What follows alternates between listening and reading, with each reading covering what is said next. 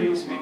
I'm speaking to you in English, metaphorically, but this is ironically. But my point is that at the end, the Arabic language, for example, has a battle to make. And it's very important. And that's why I'm telling you, at least the mustalahat, at least the concepts, have to be in Arabic. When you write your thesis, make sure that you use, as our brother mentioned, al-mustalah al-Islami.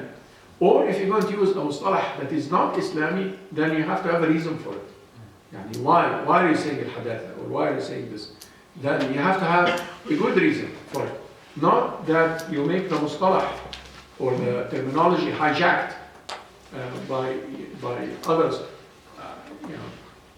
So you prefer transliteration, or the in thesis you prefer transliteration as opposed to translation? Yes, transliteration, yeah. No, yeah, and even if you translate, I think you should keep the basic concepts. The basic concepts. And not, because we are writing in English, we could write in English, but the basic concepts are Arabic.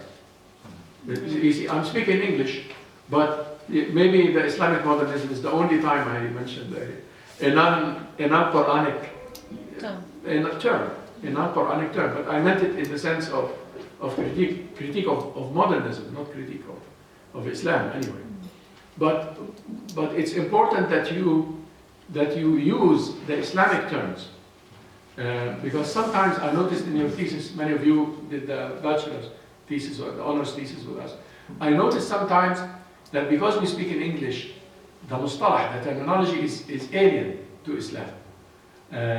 You talk about developing the community and so on. Okay, yeah, sure, develop the community. What do you mean by that?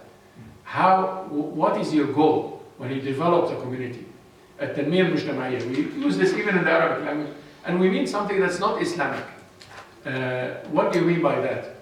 Do you mean better morals and better rights and standard of living, or what do you mean by that? Do you just mean the economic development? Okay, fine, but what do you mean by economic development?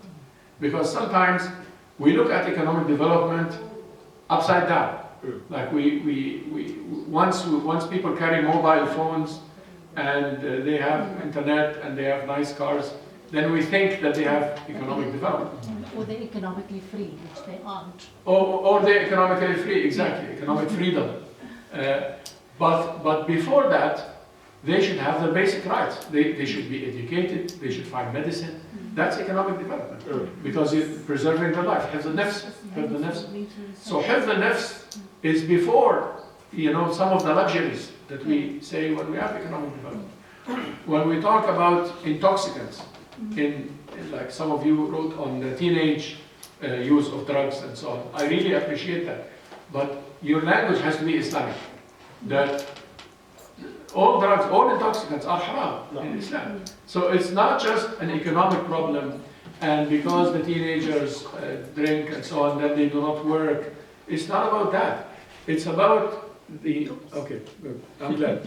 So this is the fight. Oh, I wanted to wrap up here. Jazakallah khair. Does this still work? Okay, alhamdulillah. I wanted to wrap up here really by thanking you very much. If you have any more questions, there's so much talk that I prepared here, but basically, I hope that this course was useful in a sense, in the sense of giving you the manhajiyya, the methodology, the approach. Basically, the main point here, we could differ on the smaller points. The main point is that in this applied Islamic thought program, we are taking maqasid al-sharia as an approach. And this means that we evaluate the reality, which was a couple lectures we have, history, another couple lectures we have, and our scholarship based on the objectives, based on the higher purposes. And these higher purposes should not be from terminology that is alien to Islam, should be from the Quran and Sunnah.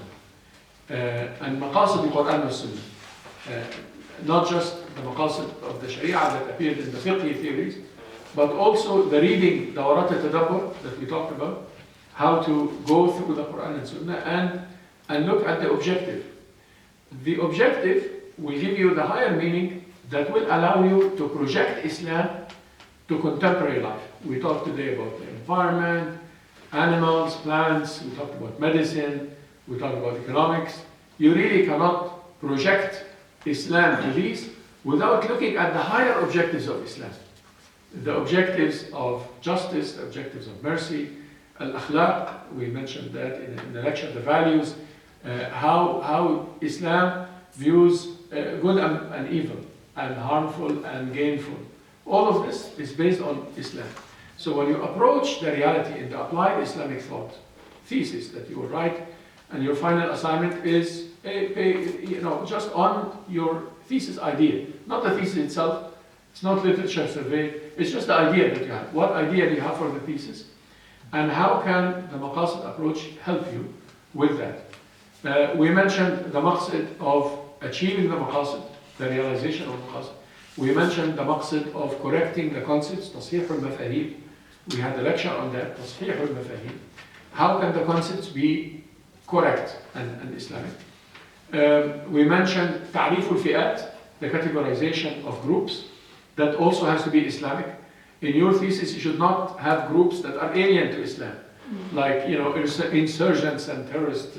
Like, yeah, fine, they are groups in our political life, but they are not in the Islamic sense. Let us divide people properly, and let us classify people according to Islam. تصنيف الفئات.